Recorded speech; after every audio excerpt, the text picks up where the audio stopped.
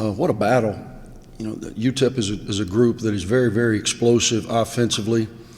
We knew coming into the game that they were winless on the season when being held under 68, and we did that plus some with holding them to 51. Really proud of our defensive effort. Offensively, we just cannot seem to string together enough creative possessions to be able to put teams away when we're grinding them up defensively. We were great on the glass. We were able to get to the free throw line off some effort areas and finish the game. You just mentioned that grinder, kind of a grinder game. You talked about that last week with MTSU. What do these guys kind of get? What can they learn from these kind of grinded out games? Well, they better learn that's who we are, because, you know, it's one thing. We got a pretty good sample size now, 17 games. And the reality is when you shoot 1 for 10 from three and you have more turnovers than assists, and you zig when you should zag too often, you're going to be in grinds. And, you know, I thought there were a couple of chances where they played their three best players, and they're all tremendous players. And Suleiman Boom, Bryson Williams, and Jamal Bienemy, they played those guys 40 minutes. Now, I played my guys heavy minutes too, but we were able to rest them somewhat. So I thought we had an opportunity to kind of spurt on them and try to get this thing over. We led for almost the entire game, and we end up winning by double digits, but yet our offensive inefficiencies continue to allow our opponents to hang around. And that's going to cost us if we can't get that cleaned up as we move forward. Proud of our effort. Our guys are giving tremendous effort. They really are. You cannot fault them in the least for that.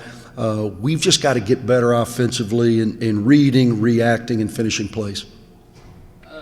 With Tyreek and Jalen coming off injuries, do you feel like that might have played a little bit of a factor in the offense? They didn't play as many minutes as they're used to. I'd imagine that was just kind of easing them in. You know, Tyreek has been shooting the ball as well as I have ever seen him since I've been the coach here. Not only in games, but in practice, it's even been better. I thought tonight he looked a step slow, but some of that, as you said, he didn't take game reps until, you know, Thursday. You know, we tried to hold him out to make sure he's okay. I'm sure he was a little concerned about, you know, the activity level with his shoulder. Hopefully he'll settle in, because he's been playing the best basketball of his career. Tonight was not indicative of that. And then Jalen sometimes when I thought Mike was really good for us, getting to his spot, especially early in the second half, where we were running some actions where he could get to that left hand. You know, you get him to his left hand, he's got a real chance. And so a lot of the times, especially when we were zoning, it was hard to play Mike and Jalen together in a game such as this. So we opted to go with Mike. Jalen's fine. He hasn't missed any practice. He came back the very next day. He was a little sore, but he'll be fine moving forward. Mike Hurdle, he comes in the second half. Really, I guess he would kind of be the MVP of the second half. But the whole game, it seems it was more Trey. It was all Trey. Trey and Quan. Yeah. Trey gets his double-double. Quan just seems to be everywhere. He's a man about town on the court. Well, it's the best I'd seen. That's the best I'd seen Quan play. You got to remember now, and it got reported. I want to make sure people understand this. He had a grade 2 tear of his MCL. It wasn't a sprain. It wasn't, he just twisted his knee. No, he had a grade 2 tear. Grade 3 in your taps. So he had a grade 2 tear. They say, hey, this is, 4 to 6, could be 8 weeks, depending on how he progresses. It's not surgically repaired. Well, in 4 weeks, he's amping to wanting to play. We play him. He's only just now about 6 weeks. Changed his brace. You could see his mobility was so much better. And it was great just to see him make plays. He made a couple of plays early, hit that three, our only three of the game, at the end of the clock, and I think it settled him down.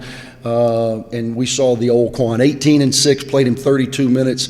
I thought he was huge, but the MVP of the game, in my opinion, was Trey Jemison. 14 points, 13 rebounds, 4 block shots, played 34 minutes against one of the better post players in Conference USA and Bryson Williams, and really anchored us on both ends. You kind of really felt like he was going to have a game like that after that kind of first possession. He misses the first shot, he grabs the offensive rebound, puts it back, and it just, at that feeling, at that point, I know, me personally, I felt like he was going to have that kind of game. Did you kind of feel that him or I guess, he shoot around this afternoon, or maybe just going right into this game? Well, he's been playing good basketball for us, and so he's building, and we knew coming into this game, their backup 5-man is not on the trip he's out with a concussion.